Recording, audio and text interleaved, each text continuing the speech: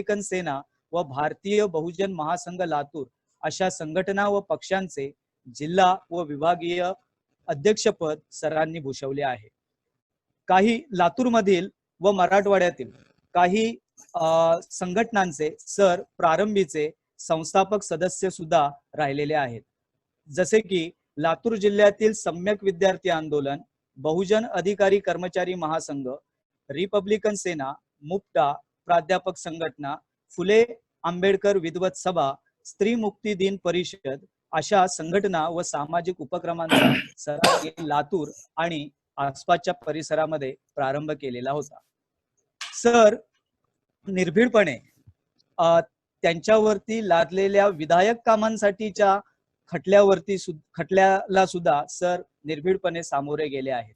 विशेषतः मराठवाडा विद्यापीठ नामांतर प्रश्न, टाइम्स ऑफ इंडियातील बौद्ध भिक्खूंच्या अवमान करणारी जाहिरातीचा निषेध, कापूस प्रश्नावरचा मोर्चा, खाजगी वैद्यकीय व अभियांत्रिकी महाविद्यालयात आरक्षण नाकारणाऱ्या सर्वोच्च न्यायालयाच्या निर्णयाचा विरोध व न्यायालयासमोरील आंदोलने, ओबीसी आरक्षण समर्थन मोर्चा, खैरलांजी हत्याकांड निषेध मोर्चा व आंदोलन, छत्रपती शिवराय यांचा अपमान करणाऱ्या लेखनाविरोधातील आंदोलन, इंधन दरवाढी विरोधातील आंदोलन, बाबासाहेब आंबेडकरांच्या स्मारकासाठी इंदू मिल जागेच्या मागणी संदर्भातील आंदोलन, भीमा कोरेगाव हल्ला प्रकरण याचा निषेध मोर्चा, महिला समस्या व प्रश्नासंबंधी मोर्चे यामध्ये सरांना अनेकदा त्यांच्यावर खटले भरले गेले, अटक झाली, सर गेले आपण ऐकणार आहोत. त्याचबरोबर स्थानिक स्वराज्य संस्था, विधानसभा व लोकसभा निवडणुकीची मराठवाड्यातील धुरा ही सरांनी मोठ्या हिमतीने आपल्या खांद्यावर घेतलेली होती आणि त्यांना निवडणुकीचा पक्ष एक मोठा अनुभव आहे. अशा प्रकारे अभ्यासू प्राध्यापक, सत्यान्वेषी संशोधक, फुले शाहू आंबेडकरी चळवळीतील निष्ठावंत निर्भीड कार्यकर्ता व अग्रणी आंदोलक, सामाजिक व राजकीय पुरोगामी उपक्रमाची व विचारांची संस्थात्मक बांधणी व विकास करणारे प्रभावी व आश्वासक नेतृत्व, संवेदनशील कवी, तळागाळातील प्रश्न व समस्या यांचा अभ्यासपूर्ण आकलन असलेले सहृदय बहुआयामी व्यक्तिमत्व म्हणून प्राध्यापक युवराज सीताराम देशवाडीकर सर हे आपल्याला परिचित आहेत. तर सर आज तितक्याच महत्वाच्या विषयावर आपल्याला बहुजन नेतृत्वासमोरील आव्हाने या विषयावर सर आज आपले विचार व्यक्त करतील व विश्लेषण करतील. मी सरांना विनंती करतो की त्यांनी आपल्या व्याख्यानाला सुरुवात करावी. तत्पूर्वी एक सूचना आहे, व्याख्यानानंतरच्या प्रश्न उत्तरामध्ये ज्यांना कोणाला प्रश्न विचारायचे असतील त्यांनी दिलेल्या ऑप्शन मधला रेज हँड ह्या ऑप्शनवर क्लिक करावी, म्हणजे आमचे आजचे सूत्रधार प्रशांत भालेराव आणि संदीप भांगरे सर त्यांना सूचित करतील. मी सरांना विनंती करतो की सरांनी आज या व्याख्यानाला सुरुवात करावी. धन्यवाद सर. धन्यवाद.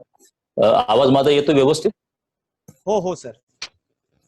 ठीक आहे, सुरुवात करूयात आपण.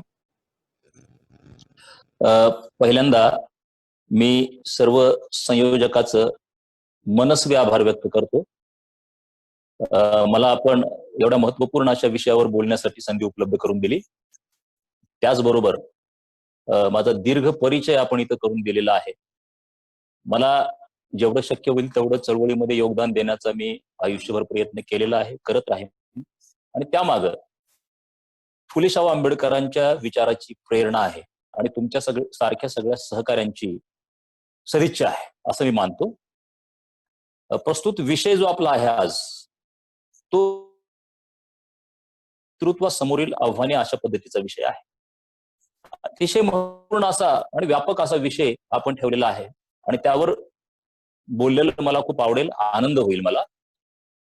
या विषयाला हात घालण्यापूर्वी आपली बहुजन ही जी संकल्पना आहे ती नेमकी काय आहे, किंवा आपण बहुजन समाज म्हणतो, हा बहुजन समाज म्हणजे नेमका कोणता समूह, या अंगाने थोडीशी चर्चा आपण करायला हवी. आपल्याला माहित आहे बुद्धाने बहुजन हिताय बहुजन सुखाय अशा पद्धतीचा संदेश दिला. बुद्धाच्या काळामध्ये खरं म्हणजे जाती अस्तित्वात नव्हत्या, वर्ण अस्तित्वात होते. आणि म्हणून बुद्धाची जी ही बहुजन संकल्पना होती, त्या बहुजन संकल्पनेला जातीचा कुठलाही स्पर्श नव्हता किंवा संदर्भ नव्हता. वर्णाचाही असण्याचं काही कारण नाही. कारण समकालीन व्यवस्थेमध्ये सांस्कृतिक दृष्ट्या, सामाजिक दृष्ट्या किंवा अन्य कारणांनी जे लोक दुःखी होते, पिळलेले आणि पिचलेले होते, अशा लोकांना दुःखमुक्त करणारं तत्वज्ञान देणं हे बुद्धांचं ध्येय होतं. आणि या अशा सगळ्या लोकांना मिळून बुद्ध बहुजन असं म्हणतात. आणि म्हणून बुद्धाची ही जी बहुजन संकल्पना आहे ती जशी जात्यातीत आहे तशी ती वर्णातीत देखील आहे हे आपण समजून घ्यायला हवं. आणि ती त्या कारणामुळे वैश्विक स्वरूपाची आहे असं मला म्हणावंसं वाटतं. पुढे आपण ज्यावेळेस आधुनिक भारताच्या इतिहासाकडे येतो त्यावेळेस आपल्या लक्षात येईल की महात्मा ज्योतिबा फुले यांनी क्षुद्रातिक्षुद्र स्त्रियांची एकत्रित संकल्पना मांडली. तत्कालीन व्यवस्थेमध्ये क्षुद्रांवरती अनन्वित अत्याचार होत होते. त्याच पद्धतीनं धार्मिक कारणांनी स्त्रियावरती अनन्वित अत्याचार होत होते.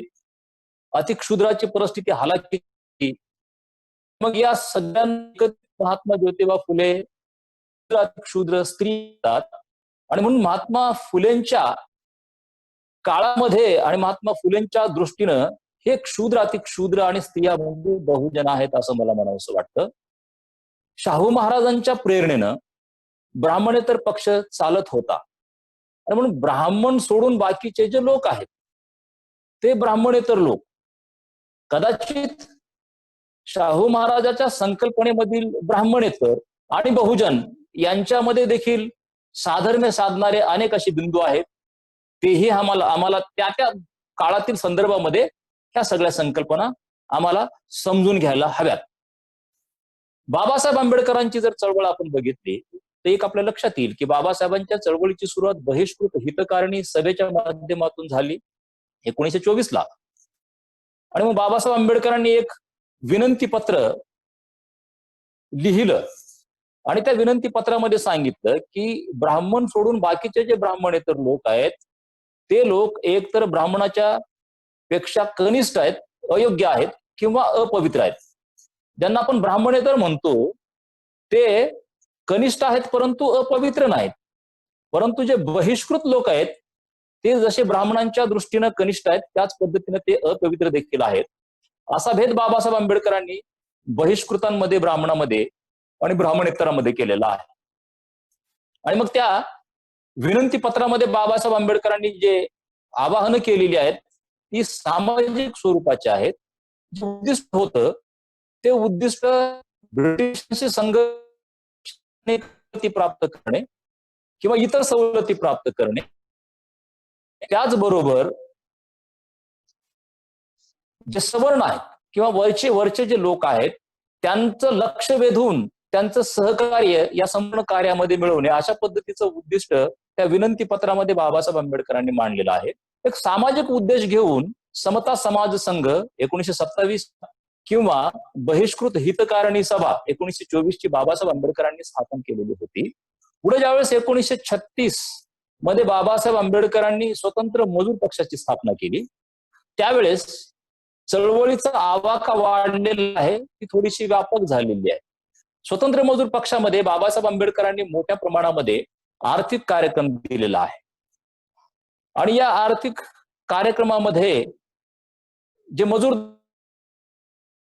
वर्ग आहे त्यांच्या हिताचे काही कायदे पास करून घेण्यामध्ये बाबासाहेब आंबेडकरांना यश आलेलं आहे. बाबासाहेब आंबेडकरांनी खोती पद्धतीला विरोध केला. बाबासाहेब आंबेडकरांनी तालुकादारी पद्धतीला विरोध केला. बाबासाहेब आंबेडकरांनी पगारी रजांची मागणी केली, स्त्रियांच्या पगारी रजांची मागणी केली, प्रसूती रजांची मागणी केली किंवा त्या संबंधीचे कायदे करून घेतले. किंवा गिरण्यामध्ये, कारखान्यामध्ये, खाणीमध्ये जे कामगार लोक आहेत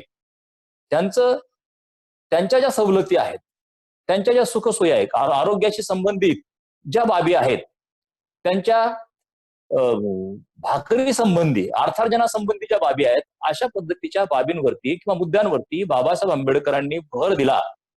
ती बाबासाहेब आंबेडकरांची कार्यक्रम पत्रिका होती. माझा मुद्दा असा आहे की सुरुवातीच्या टप्प्यामध्ये उद्दिष्ट बाबासाहेब करतात मजूर पक्षाच्या माध्यमातून आर्थिक मुद्दे घेऊन बाबासाहेब आंबेडकरांनी मोठा संघर्ष केलेला आहे, मोर्चे काढलेले आहेत, चळवळी उभ्या केलेल्या आहेत. आणि तदनंतर साधारणतः 1942 मध्ये शेड्यूल्ड कास्ट फेडरेशनची बाबासाहेब आंबेडकरांनी स्थापना केलेली आहे. आणि इथं मात्र बाबासाहेब आंबेडकरांचा जो उद्देश आहे, त्यांचं जे फोकस आहे बाबासाहेब आंबेडकरांचं, ते राजकीय मुद्द्यावरती फोकस आहे, किंवा जी राजकीय बाजू असते चळवळीची त्यावरती फोकस आहे बाबासाहेब आंबेडकरांचं. आणि ते 1942 ला बाबासाहेब आंबेडकरांनी त्या पद्धतीची सुरुवात केलेली आहे. म्हणजे त्यावेळेसचा जर जाहीरनामा जर आपण जर बघितला तर आपल्या लक्षात येईल की बाबासाहेब आंबेडकर स्थानिक स्वराज्य संस्थांमध्ये राखीव जागांची मागणी करतायत, काही घटनात्मक तरतुदींची मागणी बाबासाहेब आंबेडकर करतायत, त्याचबरोबर स्वतंत्र मतदारसंघाची मागणी बाबासाहेब आंबेडकर करतायत, किंवा मंत्रिमंडळामध्ये शेड्यूल्ड कास्टला प्रतिनिधित्व असावं याही पद्धतीची मागणी बाबासाहेब आंबेडकर करतायत. आणि मग एक निकराचं राजकारण शेड्यूल्ड कास्ट फेडरेशनच्या माध्यमातून त्या काळामध्ये 1942 ला बाबासाहेब आंबेडकरांनी आणि त्यानंतर बाबासाहेब आंबेडकरांची राजकीय भूमिका, त्यांनी जे लिहिलेलं खुलं पत्र आहे, ज्या पत्रावर आधारित स्वातंत्र्याच्या नंतर साधारणतः बाबासाहेबांच्या महापरिनिर्वाणाच्या नंतर रिपब्लिकन पक्षाची स्थापना बाबासाहेब आंबेडकरांच्या अनुयायांनी केली. ते खुलं पत्र आणि त्या पत्रामधला जो कार्यक्रम आहे किंवा त्या पत्रामधील पक्षाचं आंबेडकर असलेलं जे स्वरूप आहे किंवा जी उद्दिष्ट आहेत, जी ध्येय आहेत, हे जर बघितले तर आपल्या लक्षात येईल की बहिष्कृत हितकारणी सभेच्या सामाजिक कार्यक्रम, तदनंतरचा स्वतंत्र मजूर पक्षाच्या काळातील आर्थिक कार्यक्रम, शेड्यूल्ड कास्ट फेडरेशनच्या काळातील राजकीय कार्यक्रम एकत्रितरित्या देण्याचा मनोदय बाबासाहेब आंबेडकरांचा त्या पत्राच्या माध्यमातून व्यक्त होतो. कारण त्या पत्रामध्ये बाबासाहेब आंबेडकरांनी जी रिपब्लिकन पार्टी ऑफ इंडियाची जी ध्येय आणि उद्दिष्ट जी सांगितलेली आहेत ती दुसरी तिसरी काही नसून ती उद्दिष्ट ही संविधानाचा सारनामा आणि त्या सारनाम्यामध्ये असणारी जी समता, स्वातंत्र्य, बंधुत्व, न्याय, धर्मनिरपेक्षता ही जी तत्व आहेत, ही तत्व स्थिर करणं हा उद्देश किंवा अशा पद्धतीचं ध्येय घेऊन हा पक्ष एक प्रभावी विरोधी पक्ष म्हणून काम करेल, अशा पद्धतीची मांडणी बाबासाहेब आंबेडकरांनी आहे. हे आपलं तुम्हाला सांगितलं की बहुजन आजचे जे आहेत त्याची मुळे ज्या पद्धतीनं बुद्धाच्या बहुजन संकल्पनेत आहेत किंवा महात्मा फुलेंच्या क्षुद्राती क्षुद्र स्त्रिया किंवा शाहू महाराजांचे ब्राह्मणेतर, बाबासाहेब आंबेडकर जे सांगतायत, बाबासाहेब आंबेडकरांच्या समोर संपूर्ण भारतीय समाज आहे. आणि मग बाबासाहेब आंबेडकरांच्या पक्षाचं जे नाव आहे पार्टी ऑफ इंडिया, रिपब्लिकन हा शब्द पब्लिक या रूट पासून तयार झालेला आहे किंवा डिराईव्ह केलेला आहे असं आपण म्हणू. आणि पब्लिकचा अर्थ आहे प्रजा. म्हणजे सांप्रतच्या व्यवस्थेमध्ये धार्मिक दृष्ट्या किंवा राजकीय दृष्ट्या, आर्थिक दृष्ट्या, सामाजिक दृष्ट्या, सांस्कृतिक दृष्ट्या जे नाकारल्या गेलेले लोक आहेत त्यांनी त्यांच्या मुक्तीसाठी अग्रक्रमाने संविधानातील जी तत्व आहेत, समता, स्वातंत्र्य, बंधुत्व, न्याय, याची जाणीव ठेवणं किंबहुना ही तत्व प्रस्थापित करण्यासाठी जागृत होणं, जेणेकरून त्यांची मुक्ती साध्य होईल. असे जे सगळे लोक आहेत, या सगळ्या लोकांना बाबासाहेब आंबेडकरांच्या संकल्पनेमधनं बहुजन जर आपण जर म्हटलं तर वावगं ठरणार नाही असं मला वाटतं. हे आपण लक्षात घ्यायला यावं. मुद्दा असा आहे की बहुजन समाज ही अतिशय व्यापक अशा पद्धतीची संकल्पना आहे. बाबासाहेब आंबेडकरांच्या नंतर देखील दादासाहेब गायकवाडांनी भूमिहीनांचा मोर्चा किंवा भूमिहीनाचं मोठं आंदोलन चालवलं क्रांतीचे नाना पाटलांच्या सोबत. आणि मग दोन ताकदी, एक डावी ताकद आणि आंबेडकरवादी ताकद एकत्र आली आणि मोठं यश या आंदोलनाला मिळालं. नंतरच्या काळामध्ये काँग्रेसनं हस्तक्षेप करून हे आंदोलन फोडण्याचं पाप केलं. म्हणजे जे भूमिहीन आहेत ते कुठल्याही जातीचे असोत, कुठल्याही धर्माचे असोत, अगदी कन्याकुमारी पासून काश्मीर पर्यंतचे हे सगळे भूमिहीन देखील दादासाहेब गायकवाडांचे बहुजन संकल्पनेमध्ये समाविष्ट होतात. तदनंतर 1972ला दलित प्रांत स्थापना झालेली आहे.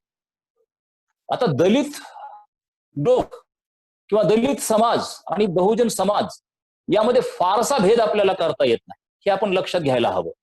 झालं असं की दादासाहेब गायकवाडांनंतर काँग्रेसच्या मतलबी हस्तक्षेपामुळे रिपब्लिकन पक्षामध्ये मोठी फूट पडली, पक्ष कमकुवत झाला, निवडणुकी राजकारणामध्ये पक्षाला अपयश यायला लागलं आणि या पोकळीचा गैरफायदा घेत खेड्यापाड्यामध्ये दलितांवरती, अस्पृश्यांवरती किंवा तत्कालीन जे बौद्ध आहेत, पूर्वाश्रमीचे जे महार आहेत, यांच्यावरती मोठ्या प्रमाणामध्ये अन्याय अत्याचार सुरुवात झाले आणि त्याची प्रतिक्रिया म्हणून 1972ला राजाभाऊ ढाले, नामदेव ढसाळ, जवी पवार यांच्या पुढाकाराने दलित पॅंथरची निर्मिती त्या काळामध्ये झालेली आहे. म्हणजे हे जे दलित आहेत, या दलितांचा देखील बहुजनांमध्ये समावेश आपल्याला करता येऊ शकतो.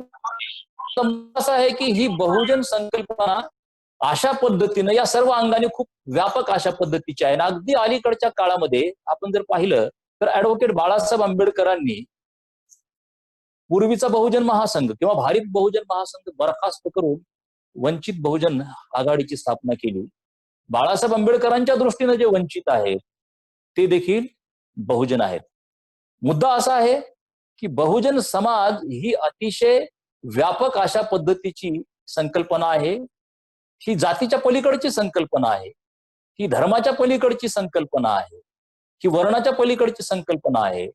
किंवा कांशीरामजींनी वेगळ्या पद्धतीनं 15% विरुद्ध 85% असं गणित मांडलं की ब्राह्मण आणि बनिया हे जवळपास 15% आहेत आणि ते सोडून बाकीचे जे जात समूह आहेत ते सगळेच बहुजन आहेत. थोडीशी अशी मांडणी कांशीरामजींनी त्या काळामध्ये केली. राजकीय स्वरूपाची मांडणी त्यांनी त्या काळामध्ये केली. म्हणजे कांशीरामजीचे 85% जे लोक आहेत किंवा जो समाज आहे तो या बहुजन संकल्पनेमध्ये आहे. ती व्यापक आहे. 2 मुद्दे लक्षात घ्यावे लागतील. ती अतिशय व्यापक आहे एका बाजूला आणि दुसऱ्या बाजूला तिला जातीय किंवा धार्मिक अशा पद्धतीचा संदर्भ नाही. ही व्यापकता आम्ही लक्षात घ्यायला हवी. आता परत मी बहुजन नेतृत्वाकडे येतो. भावंडांनो, बहुजन समाज आणि बहुजन नेतृत्व हे रूढ अर्थाने अगदी वेगळे बनलेले आहेत किंवा त्या पद्धतीनं त्याला संदर्भ देण्याचं सातत्यपूर्ण कार्य वर्चस्वशाली जे काही पक्ष आहेत, मुख्य प्रवाह राजकीय पक्ष आहेत, त्यांनी जाणीवपूर्वक केलेलं आहे हे आपल्या लक्षात येईल. बहुजन नेतृत्व म्हणजे बहुजन समाजाचं नेतृत्व करणारी व्यक्ती. अलीकडे झालेलं आहे असं की बहुजन नेता म्हणजे जो मागासवर्गीय आहे किंवा जो अनुसूचित जातीमधनं येतो पुढं त्याला बहुजन नेता म्हटलं जाते. मग तो उत्तरेतील शमार असेल, जाटव असेल किंवा महाराष्ट्रातील तो बौद्ध असेल किंवा पूर्वाश्रमीचा महार असेल. म्हणजे बहुजन नेतृत्व या संकल्पनेकडं रूढ अर्थानं जर बघितलं तर एवढी संकुचितता जाणीवपूर्वक प्राप्त करून देण्याचं काम व्यवस्थेनं केलेलं आहे आपल्याला. परंतु असं नाही. मुळामध्ये बहुजन समाज ही संकल्पना आहे आणि बहुजन नेतृत्व या सर्व समाजातून पुढे येणारं आणि योग्य अशा पद्धतीचं राजकारण करणारं नेतृत्व, त्याला बहुजन नेतृत्व असं म्हणता येईल. तर ह्या बाबी किंवा हे जे पेच आहे हे लक्षात घेऊन आम्हाला पुढे चालावं लागेल. मी तुम्हाला सांगितलं की बाबासाहेब आंबेडकरांच्या चळवळीचे टप्पे कशा पद्धतीचे होते आणि कशा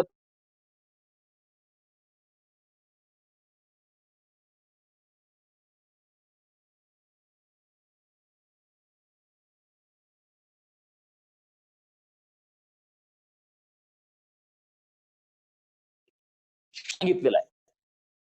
मित्रांनो, मी तुम्हाला सांगितलं की वर्चस्ववादी किंवा मुख्य प्रवाही राजकीय पक्ष आहेत ज्यांना आम्ही बुजवे म्हणतो, त्यांनी जाणीवपूर्वक बहुजन नेतृत्व असेल किंवा बहुजनाचे जे पक्ष असतील त्यांना सीमांकित करण्याचा प्रयत्न केलेला आहे. आता ही सीमांकितता काय आहे? तर ही सीमांकितता म्हणजे लक्ष्मण रेखा एक पद्धतीची आहे, किंवा ज्याला ज्युरिडिफिकेशन आपण इंग्रजीमध्ये म्हणतो, की एका विशिष्ट मर्यादेच्या पलीकडचा आदर किंवा पलीकडची प्रतिष्ठा राजकीय व्यवस्था, राजकीय पक्ष किंवा सत्ताधारी अशा पद्धतीच्या बहुजनांच्या पक्षाला किंवा बहुजनांच्या नेतृत्वाला द्यायला तयार नाहीयेत. याला सीमांकितता म्हटलं जाऊ शकतं. आणि मला असं वाटतं की बऱ्याच अंशी मी जे 3 अपवादवरती सांगितले, जसं की दादासाहेब गायकवाड यांनी बाबासाहेब आंबेडकरांच्या नंतर हिरिरीने बाबासाहेब आंबेडकरांचा पक्ष चालवण्याची धुरा खांद्यावरती घेतली आणि संबंध भारत वर्षातील लोकांना कम्युनिस्टच्या साथीने, विशेषतः क्रांतिसिंह नाना पाटलाच्या साथीने जमिनी मिळवून देण्याचं एक मोठं काम केलं, एक मोठा आर्थिक कार्यक्रम राबवला, ज्या कार्यक्रमाच्या माध्यमातून बहुजन स्त्रिया देखील जागृत झाल्या, मोठ्या प्रमाणामध्ये जेलमध्ये गेल्या आणि आजही थोड्याफार प्रमाणामध्ये आर्थिक स्थिर मध्ये जमिनीच्या माध्यमातून आलेला आहे. त्याचं श्रेय मला असं वाटतं की मोठ्या प्रमाणामध्ये दादासाहेब गायकवाडांच्या या चळवळीला जातं. परंतु तदनंतर ही पार्टी किंवा हा पक्ष फोडण्याचं पाप काँग्रेसने केलं. त्याचे 2 कारण होते. त्यापैकी पहिलं कारण असं होतं की संयुक्त महाराष्ट्राची चळवळ आणि दलितांचे ग्रामीण भागातले जे संघर्ष होते, त्यामुळे काँग्रेसचा ग्रामीण भागातला पाया उखडलेला होता. आणि दुसरा महत्वाचा जो भाग होता तो म्हणजे ग्रामीण भागातील जे सत्ताधारी होते आणि ज्यांच्या माध्यमातून काँग्रेसला त्यांची सत्ता किंवा त्यांचं सरकार पुढच्या काळामध्ये टिकवायचं होतं, त्यांना स्थिर करणं अशा पद्धतीचं एक उद्दिष्ट होतं. आणि त्यामुळं काँग्रेसनं जाणीवपूर्वक हस्तक्षेप करून तत्कालीन रिपब्लिकन पक्ष फोडण्याचं महापाप केलं. आणि काही रिपब्लिकन नेते हे काँग्रेसच्या कच्छेपी लागले. हे होत असताना जनतेकडून देखील दुर्लक्ष झालेलं आहे हे आपल्या लक्षात येईल. हे कशामुळे झालं दुर्लक्ष? तर सगळ्यात मोठी समस्या ही होती की तत्कालीन दलित किंवा बहुजन ज्यांना आपण म्हणतो, मी अधूनमधून दलित असा शब्द प्रयोग करेन किंवा बहुजन करेन, आपण एकाच अर्थाने हे दोनही शब्द घ्यावेत अशी माझी विनंती आपल्याला असणार आहे. आणि मग जनतेला दुर्लक्ष करण्याचं काय कारण होतं? तर त्याच्यामध्ये पहिला जो मुद्दा होता तो म्हणजे राजकीय समज ज्या पद्धतीची असायला पाहिजे होती ती जनतेमध्ये नव्हती. म्हणजे राजकीय जाणीवाचे ठसे जे खोलपर्यंत जनमानसावरती उठायचे होते, ते उठवण्यामध्ये मोठ्या प्रमाणात यश बाबासाहेब आंबेडकरांच्या नंतर रिपब्लिकन नेत्यांना प्राप्त झालेलं नव्हतं. आणि त्यामुळे जी काही राजकीय निरक्षरता राहिलेली होती, त्यामुळं अशा पद्धतीच्या काँग्रेस धार्जिण्या नेतृत्वाकडं दुर्लक्ष जनतेचं झालं किंवा त्यांचा अंकुश राहिला नाही. आणि दुसरा जो मुद्दा होता तो स्थानिक संबंधाचा होता की जनतेनं स्थानिकतेला जास्त महत्व दिलं. दूरगामी मुद्द्याचं राजकारण ज्याला आपण म्हणतो किंवा अस्सल राजकारण ज्याला आपण म्हणतो किंवा नैतिक धुरीणत्वाचं जे राजकारण आहे ती समजच नसल्यामुळं स्थानिक संबंधातून या सगळ्या राजकीय प्रक्रियेकडे जनता पाहत होती. आणि त्यामुळे त्यांच्याकडनं अशा नेत्यांकडे दुर्लक्ष झाल्याचं आपल्या लक्षात येतं. आणि ही जी समस्या आहे ही आजही मला वाटतं आपल्या समोर आहे किंवा आजही बहुजनाचं नेतृत्व करणारे जे कोणी नेते आहेत किंवा येऊ घातलेले जे तरुण आणि युवक नेते आहेत त्यांच्या समोर ही समस्या आजही आव असून उभी आहे. म्हणजे राजकीय साक्षरता आपण ज्याला म्हणतो त्यावरती मोठ्या प्रमाणात काम होणं आजही शिल्लक आहे. आणि ती स्पेस भरून काढण्यासाठी प्रयत्न करणं हे मला वाटतं की बहुजन नेतृत्वाचं कर्तव्य आहे. एक आणखी महत्वाचा मुद्दा मला इथं सांगावासा वाटतो की राजकीय सत्तेची जी व्याख्या आहे तिची स्पष्टता बहुजन समाजामध्ये आहे का, हा एक फार महत्वाचा मुद्दा आहे. राजकीय सत्ता म्हणजे काय? म्हणजे एखाद्या भांडवली पक्षाच्या सोबत किंवा एखाद्या मुख्य प्रवाही पक्षाच्या सोबत राजकीय संबंध अर्थात व्यक्तिगत राजकीय संबंध प्रस्थापित करून एखादा कोपरा मिळवणे किंवा जागा मिळवणे आणि तिचा सदुपयोग त्यांच्यासाठी करणे म्हणजे राजकीय सत्ता प्राप्त करणे आहे का, यावरती विचार करण्याची वेळ आहे. फक्त स्थानिक सत्ता संबंध जोपासणे म्हणजे राजकीय सत्ता असणे होय का, यावरही विचार करावा.